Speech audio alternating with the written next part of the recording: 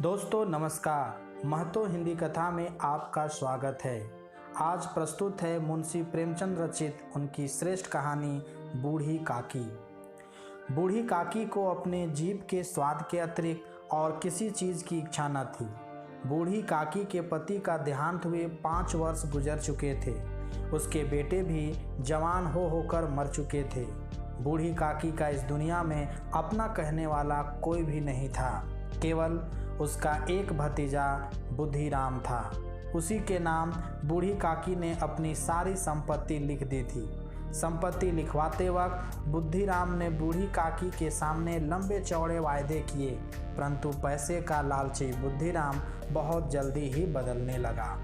बुद्धिराम की पत्नी रूपा भी व्यवहार से कठोर थी, किंतु ईश्वर से डरती थी, इसलिए बूढ़ी काकी से दुर्व्यवहार करते वक्त वह डरती थी। बुद्धिराम और उसकी पत्नी का व्यवहार बूढ़ी काकी के प्रति दिनों दिन कठोर होता गया। बुढ़िया की जायदाद से उनको 150-200 रुपये से कम की वार्षिक आमदनी न थी, फिर भी वे भोजन तक के लिए बुढ़िया को तरसाने लगे। हाथ पैरों से लाचार बुढ़िया जमीन पर पड़ी रहती और अपने प्रति उपेक्षा भरे व्यवहार से वह चीखती चिल्लाती रहती थी।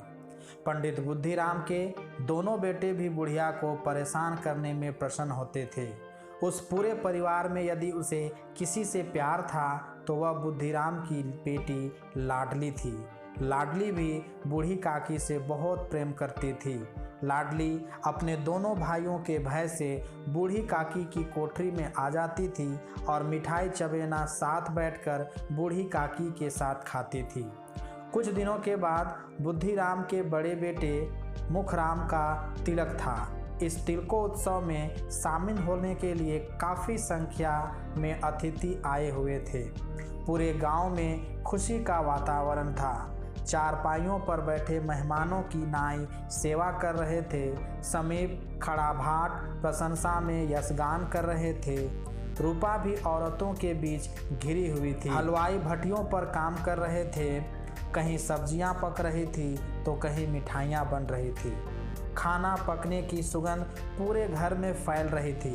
बूढ़ी काकी का मन भी ललचा रहा था, किंतु वह यह सोचकर चुप हो जाती है कि जब उसको भरपेट खाने को भोजन नहीं मिलता तो मिठाई और कचौड़ी उसे कौन खिलाएगा। रह रहकर उसकी जीभ लपलपा रही थी। दिन होता तो वह रो चीख कर सभी का ध्यान अपनी ओर खींच लेती, लेकिन अपशगुन के भय से वह चुपचाप बैठी थी। धीरे धीरे उसका मन बेकाबू होता चला गया और फिर हलवाई के कहाड़े के पास जाकर बैठ गई। जब अचानक रूपा की नज़र बूढ़ी काकी पर पड़ी तो आग बबूला हो गई और बूढ़ी काकी को खूब भला बुरा कहने लगी। अपमानित होकर भी बूढ़ी काकी कुछ नहीं बोली और रेंगती हुई चुपचाप अपनी कोठरी में चली गई। काफ़ी वक्त गुजर जाने के बाद भी बूढ़ी काकी को किसी ने नहीं पूछा तो उसका मन बेचैन हो उठा। तरह तरह के विचार उसके मन में आने लगे। सभी लोग खा पी चुके थे, किसी को बुढ़िया की याद नहीं आई।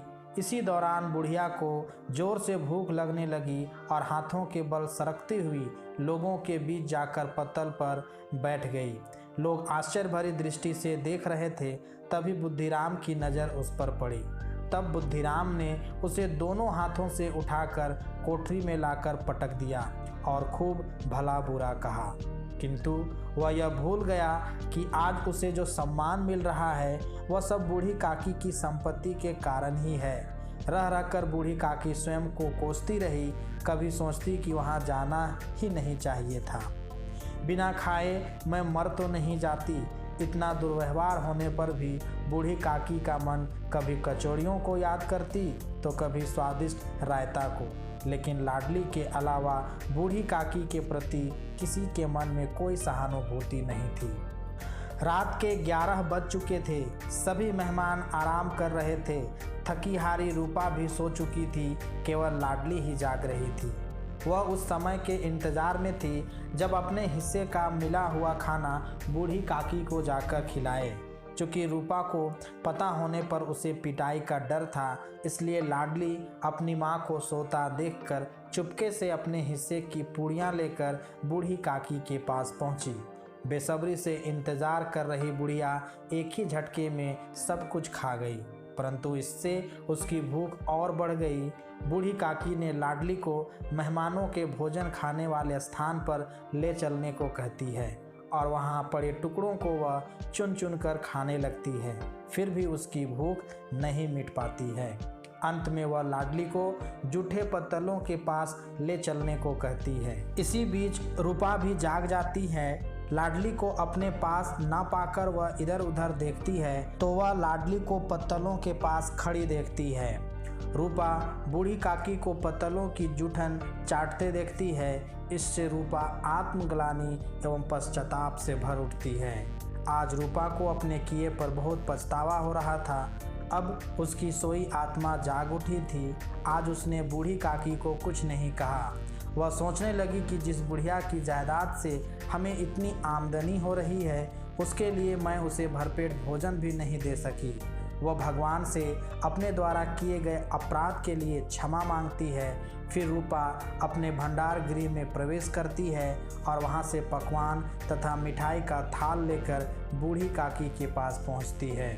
भोजन के उस थाल को देखकर बूढ़ी काकी का मन आनंदित हो उठता है।